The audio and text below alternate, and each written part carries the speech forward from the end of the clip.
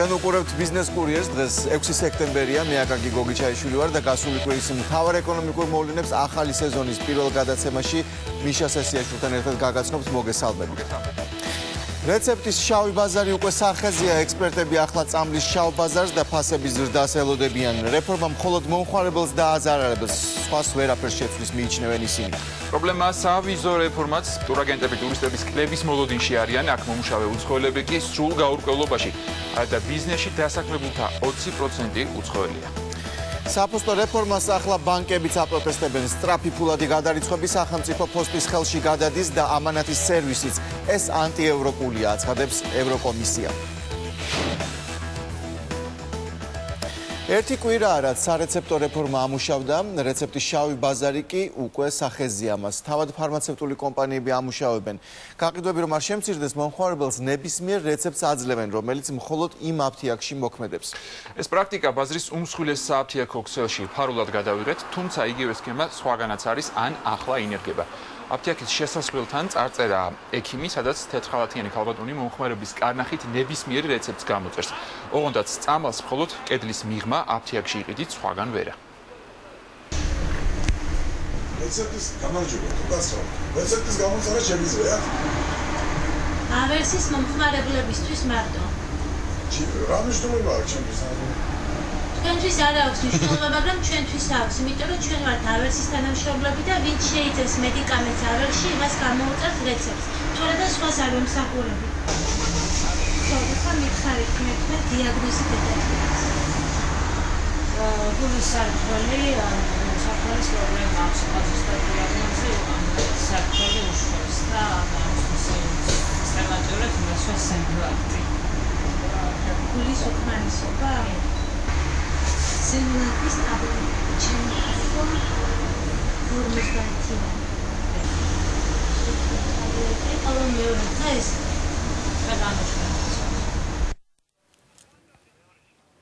მეგი კავთუაშვილი სწავლობდა ამ თემას და ახლაც აფთიაქების ქსელის რიგიდან გვერდება. მეგი, ჩვენ რაც ვნახეთ ამ ფარულ ჩანაწერში არის, რომ პაციენტს არათუ სინჯავს ექიმი რეცეპტის გამოწერისა, საერთოდ არ ნახულობს, იმიტომ იქ საუბარია დედისთვის რეცეპტის გამოწერაზე და მომხმარებლის კარნახით წერს დოზას და ასე შემდეგ. ფაქტობრივად რა შეიცვალა მაშინ ამ რეფორმით? ის რომ შეეზღუდა მომხმარებელს, თქვათ, არჩევანი იყიდოს ამა თუ იმ აფთიაქში. ასეა თუ არა? იცით რა არის ესეთი ფაქტი, რომ ექიმმა არ ნახოს პაციენტი და ისე დაუნიშნოს წამალი, ეს რეცეპტით გასაცემი იქნება თუ ისე, საერთოდ არ არის მართებული და ამაში დამეთანხმება ნებისმიერი ადამიანი, რომელსაც მცირედი შეხება აქვს, ან საერთოდ არც კი აქვს სამედიცინო სფეროსთან. მაგრამ ეს არის სწორედ ის, რაც მოყვა ამ რეფორმას, ხო?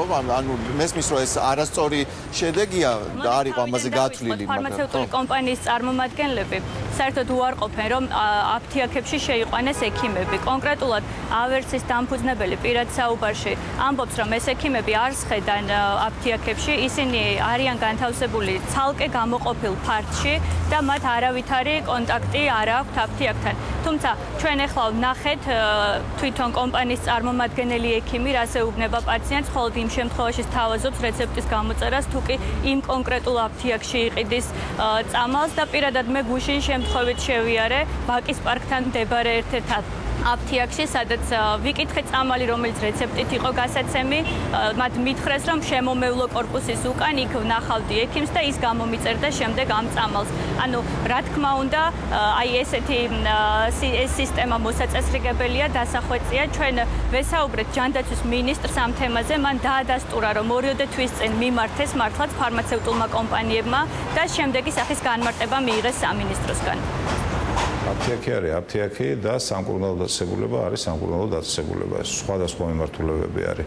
ანუ უნდა გააკეთონ, ასე ვთქვათ, ინსტალაცია ოჯახის ექიმის კაბინეტის სრული საპასპორტო მოთხოვნებით. ასეთ შემთხვევაში შეუძლიათ.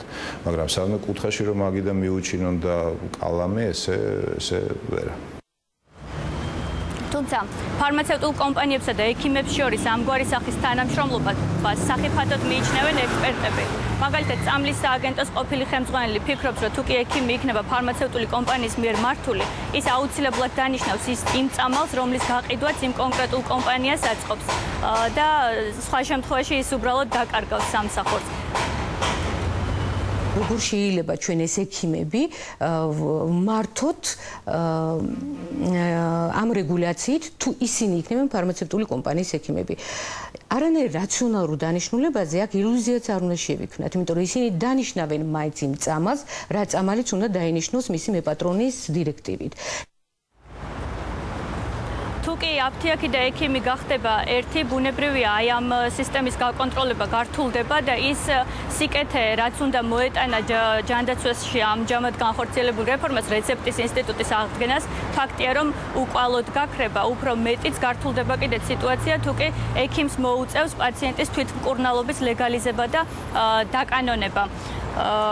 ფაქტია ისიც, რომ აი ესეთ შემთხვევაში იზრდება შავი ბაზრის რისკი და იზრდება ინტერნეტით წამლის გამოწერის რისკი, რასაც ამერიკაში და ევროპაში აღიარებენ, რომ არის ერთ-ერთი ყველაზე მნიშვნელოვანი პრობლემა, ვინაიდან ასეთი გზით ქვეყნებში შესული წამალი არ გადის ლეგალურ კონტროლს და ხშირად მათში არის არაფალსიფიცირებული. პრინციპში ამ რისკებს ჯანდაცვის სამინისტროშიც ხედავენ. რა თქმა უნდა, ნებისმიერი ასეთი ქმედება პოტენციურად ზრდის შავი ბაზრის გაზრდის რისკს. ჩვენ გავაკეთეთ ესეთი რისკების მენეჯმენტი. აი, ხატოვნად რო ვთქვა, სასწორის ერთ პინაზე დავდეთ შავი ბაზრის გაზრდის რისკი და მეორე პინაზე დავდეთ ის გამოწვევები, რაც იყო საფთიაქო ნარკომანია, სამედიცინო მოვლის ხარისხი და თვითმკურნალობით მიღებული ფატალური ჯანმრთელობის დაზიანებები. ბევრი ანალიზი არ დაჭირებია იმას, რომ გადაწონა იმ პინამ, სადაც იყო ჩვენი მოქალაქეების ჯანმრთელობა და სიცოცხლე.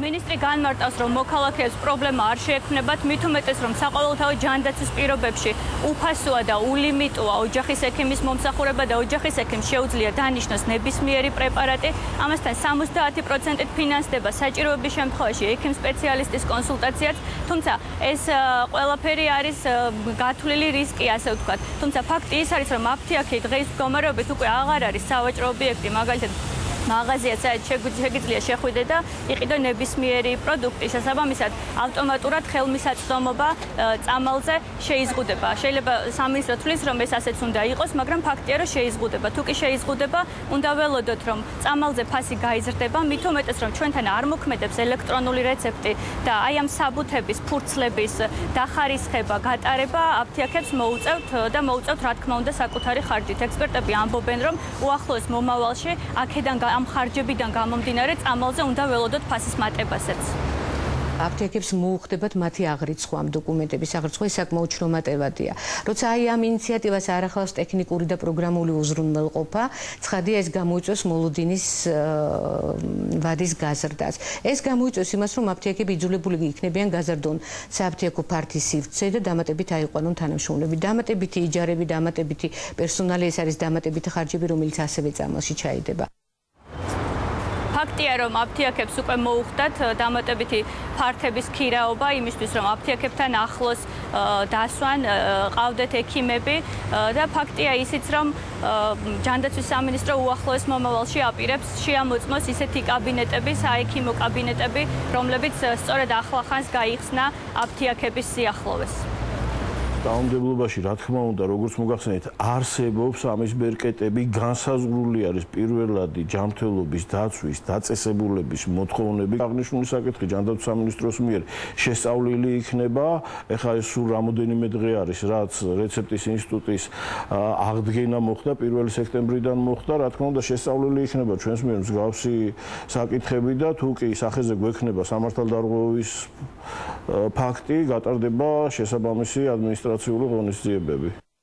მეგი, აი ჩვენ მოვისმინეთ, რომ თუ კი იქნება სამართალდარღვევის ფაქტი, აი მაშინ გატარდება ეს ადმინისტრაციული ღონისძიებები. და აი ეს აფთიაქებში მასობრივად რომ გაჩნდა აი ზერელეთ გამოწერილი რეცეპტების პრაქტიკა, ამას არ იცნობს ჯანდაცვის სამინისტრო, ან თუ იცნობს, თქვათ, აცნობიერებს თუ არა, რომ ეს იყო გარდაუვალი რისკი, თქვათ, რაც ამ რეფორმას მოყვებოდა, იმიტომ კონტროლის სისტემა ფაქტობრივად არ არსებობს, ხო, ამას?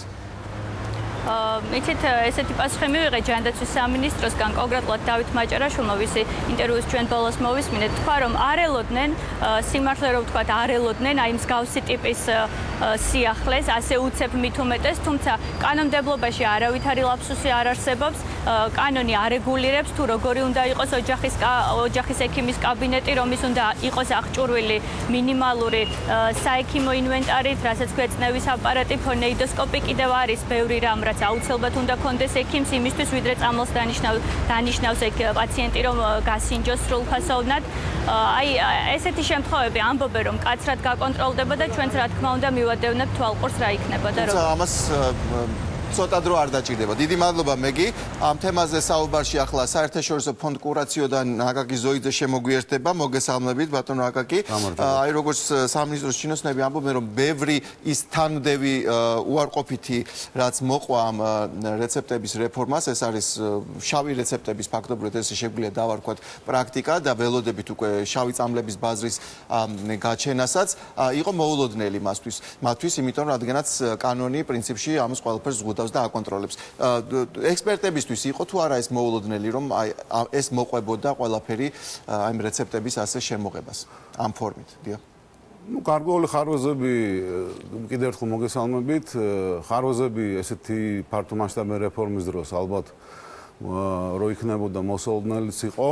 მოსაოდნელი იყო, რომ აფთიაქები ალბათ თავიანთ სათავსოებთან გახსნიდნენ ეგრეთ წოდებული ოჯახის ექიმის ან ექიმ სპეციალისტის კაბინეტებს, რათა მოხმარებლის უფრო ადვილი ყოფილიყო რეცეპტის მიღება და ყველა ეს ასე ვთქვათ და გარდა ამისა მთელი სხვა პრობლემები, რაც თან მოყვა გახსოვთ შედარებით პანიკა იყო იმასთან დაკავშირებით, როცა აფთიაქებმა დააგზავნეს SMS-ები და მოსახლეობა შესთავაზეს მარაგები შექმნა, როცა რეცეპტები შემოვიდო და ყველაფერი ეს მიუთითებს იმას, რომ მიუხედავად შედარებით თითქოს და გრძელვადიანი მზადებისა აპრილიდან პირველი ეტაპი დაიწყო, ამ წლის დასაწყისიდან პირველი ეტაპი დაიწყო და სექტემბრიდან შემოსულიყო, ჩემი აზრით მაინც არასაკმარისად მოხდა ასე ვთქვათ, ყველა იმ ფაქტორის გათვალისწინება.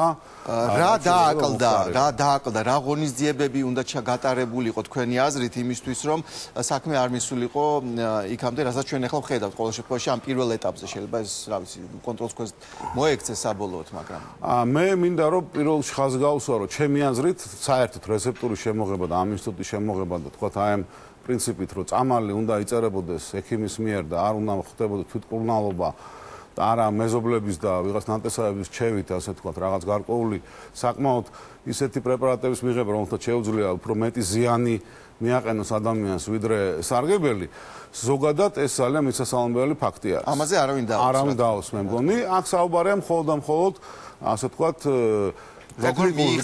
როგორ მოხდა, თქვათ, ამის შემოღება, რა თქმა უნდა, სასურველი იქნებოდა აქ უკვე ითქვა, რომ ყოფილიყო თქვათ ელექტრონული სისტემა გაკეთებული, მით უმეტეს რომ საყოველთაო ჯანდაცვის საყოველთაო დაზღვევის ასე ვთქვათ ელექტრონული მოდული არსებობს და შესაძლებელი და მე რამდენადაც ვიცი ასევე არსებობს პილოტური მოდელი სწორედ ამ ელექტრონული რეცეპტურის სისტემისა თავის დროზე როცა მაგალითად თურქეთმა შემოიღო ეს თლიანად იყო ელექტრონულად შემოღებული ეს რეცეპტურის სისტემა, როდესაც ექიმს შექონდა მონაცემთა ბაზაში თქვათ გამოწერა შესაბამისად რეცეპტს ქმნიდა მონაცემთა ბაზაში, რომელსაც მე პაციენტიც, აფთიაქი და პაციენტი და ექიმი დაკავშირებული იყო ელექტრონული სისტემით, რაც აბსოლუტურად იძლეოდა იმის საშუალებას, რომ აღრიცხულიყო, ასევე დანახულიყო, გაკონტროლებულიყო სწორედ ის თემა, რაც არის ამ რეცეპტურის შემოღების ერთ-ერთი ძირითადი ამოცანა, ანუ პოლიპრაგმაზია, ბევრი წამლის გამოწერა. თეორიულად თბილისში ალბათ ამის გაკეთება რაღაც გარკვეულ პერიოდში შესაძლებელია, მაგრამ რეგიონებში აი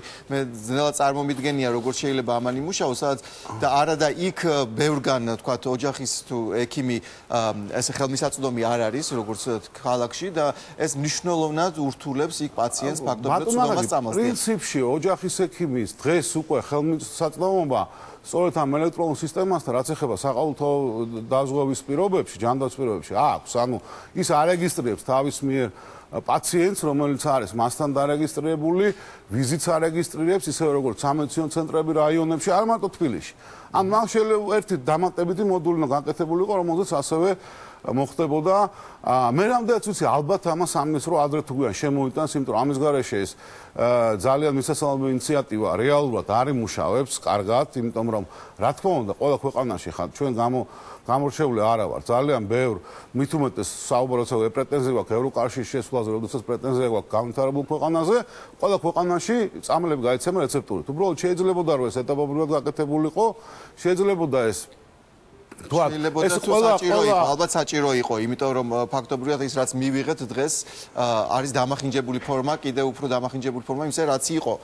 მედი უნდა ვიყოთ რომ გამოსწორდება, მაგრამ შეიძლება აგრეთვე მინდა გითხრათ რომ თქვათ იგივე ინტერნეტით გამოწერა წამლებისაც ალბათ გარკვეულწილად არის რაღაცნაირად გასაკონტროლებელი, იმიტომ რომ თუ ეფექტი უნდა მივიღოთ ის რომ მხოლოდ ექიმის მიერ დასმული დიაგნოზით გამოწერილი წამალი უნდა მიიღოს პაციენტმა, მაშინ ცხადია ინტერნეტით გამოწერილი წამალი ამას ვერ პასუხობს. ეს უფრო რთული იქნება ალბათ, აქ გარკვეული საკანონმდებლო ცვლილებებიც იქნება შემოსავლები. და ამაზე არაფერი თქმა უნდა როგორც ჩანს არ არის ნაფიქრი. კეთილი, დიდი მადლობა ძალიან აი თქვათ არ მოკლე ანალიზისთვის. კიდევ ერთი რეფორმა, რომელიც ბევრ კითხვას ბადებს, საზღვარზე ვიზების გაცემის გაუქმებაა. ტურაგენტები შიშობენ, რომ ტურისტები თავს დამატებით აღარ შეიწუხებენ ვიზის მოსაპოვებლად საკონსულებში სიარულით და უბრალოდ უარს იტყვიან აქ ჩამოსვლაზე. ტუროპერატორებს პრობლემები უკვე შეექმნათ, რადგან მთავრობამ ბოლო მომენტამდე არ გაამჟღავნა, რომ ასეთ ცვლილებას გეგმავდა და მათ გაყიდული ბილეთებისა და საგზურების უკან დაბრუნება მოუწიათ. ზოგიერთ მათგანს ბილეთის ნაყიდი აქვს, დაჯავშნილი აქვს, ყველაფერი, მას არ ყავს აქ ტუროპერატორული კომპანია მასპინძელი და ამოუკიდებლად მოგზაურობს და შეიძლება აეროპორტში ჩამოვიდეს და გააბრუნონ უკან, მხოლოდ იმის გამო, რომ მან ეს არ იცოდა და მანამდე მისთვის ცნობილი იყო, რომ უვიზო რეჟიმია ქვეყანაში. ქვეყნის იმიჯზე ეს არ აისახება ნამდვილად კარგად. გარდა იმისა, რომ გაწვალდება უამრავი ხალხი. ახალი სავიზო რეჟიმი დადებითად ვერც ერთ ვარიანტში ვერ იმოქმედებს ტურიზმზე და რაღაც გარკვეული ალბათ უარყოფითი მხარები უფრო მეტად ექნება ვიდრე დადებითი. სავარაუდოდ რაღაც ქვეყნებიდან შემოსვლელ ტურისტებს ნაკლები мотиваცია გაუჩნდებათ უფრო მეტად, რადგანაც ყველა ქვეყანაში არ არის საქართველოს საკონსულოები, ეს ერთი და სადაც არის ყველა ქალაქში არ არის და ზოგიერთ დიდ ქვეყანაში ადამიანს უბრალოდ ფიზიკურად არ აქვს შესაძლებლობა რომ იმ საკონსულოებს მიმართოს. ეს თავისთავად მოახდენს რა თქმა უნდა мотиваციის დაქვეითებას ტურისტებში. მნიშვნელოვანი ბაზარი, რომელსაც შეეხო, ეს არის ჰონკონგის ბაზარი, რომლებსაც თუ აქამდე შეეძლოთ საზღვარზე ვიზის აღება, ეხლა მოუწევთ ვიზის აღება საელჩოში, უბრალოდ საქართველოს სამკონსულოში პეკინში. რა თქმა უნდა, ტურისტული კომპანიებისთვის ეს დამატებით სამუშაო არის. თავკე საუბრის თემა აქ მომუშავე უცხოელები, მათი რიცხვი კი ოფიციალური სტატისტიკით 100,000-მდეა. რაც კერძო სექტორში დასაქმებულთა 20%-ია, ანუ ყოველი მეხუთე და ყველა მათგანი დღემდე გაურკვევლობაშია. ზუსტად ვერავინ ეუბნება, როგორ მოიპოვონ აქ ლეგალურად ცხოვრების სტატუსი. თბილისში თავიდანვე ოჯახთან ერთად გადმოვედი, მეუღლესთან და ქალიშვილთან ერთად. გასულ ზაფხულს საქართველოში უკვე მეორე ქალიშვილი შემეძინა. აქაურობას ძალიან კარგად შევეწყვეთ. დღეს კი გამოჩნდა კანონი, რომლის შინაარსიც ვერ გავიგეთ. ჩვენი ფირმის იურისტებმაც ნახეს, საელჩოსაც ვკითხეთ, იუსტიციის სახლსაც მიმართეთ, მაგრამ ვერაფერი დავადგინეთ. კანონი თითქოს ძალაში შევიდა, მაგრამ რა დოკუმენტაცია უნდა წარმოადგინოთ, არ ვიცით. იუსტიციის სახლში და საგარეო საქმეთა სამინისტროში ერთმანეთისაგან განსხვავებულ ვერსიებს გვეუბნებიან. ერთი უწყებიდან მეორეში დავდივართ, არ ვიცი, ჩემი კითხვა არ ესმით თუ არაკომპეტენტურები არიან. ფაქტია, კანონი შეიცვალა, მაგრამ როგორ მოვიქცე, ვერ მეუბნებიან და გაურკვევლობაში ვარ. იგივე მდგომარეობაში არიან საქართველოში მცხოვრები ჩემი უკრაინელი მეგობრებიც, ყველა მათგანს ერთმანეთისაგან განსხვავებული ინფორმაცია აქვს. ვერ გამიგია უკრაინაში წავიდეთ ვიზის ასაღებად ოჯახთან ერთად და ისევ დავბრუნდე უკან, თუ დავრჩე საქართველოში. იმედი მაქვს, ჩემი ნაცნობებიდან რომელიმე გაივლის პირველად ამეკლიან გზას და შემდეგ მე უფრო გამიადვილდება. Для украинцев можно было выезжать раз в год. Ну, იმედია გაითვალისწინებენ შესაბამისი უწყებები ამ შექმნილ პრობლემას და მოიფიქრებენ რაღაც ერთიან პასუხს თუ სქემას პრობლემის გადაჭრის. რეკლამის შემდეგ კი პასუხგაუცემელი კითხვა, რაში დაჭირდა მთავრობას სამანქანე ნომრების გამოცვლა, თუ კი ამას არც ევროკავშირი ითხოვდა და არც ამჟამინდელი ნომრებით უცხოეთში გადაადგილება რაიმე პრობლემა. პარლამენტის უმრავლესობის წევრები მიიჩნევენ, რომ კონკრეტულ ჩინოსნებს ეს ხალხისგან 70 მილიონი ლარის ამსაღებად დასჭირდათ, რომელიც ბიუჯეტშიც კი არ შევა. დაგველოდოთ.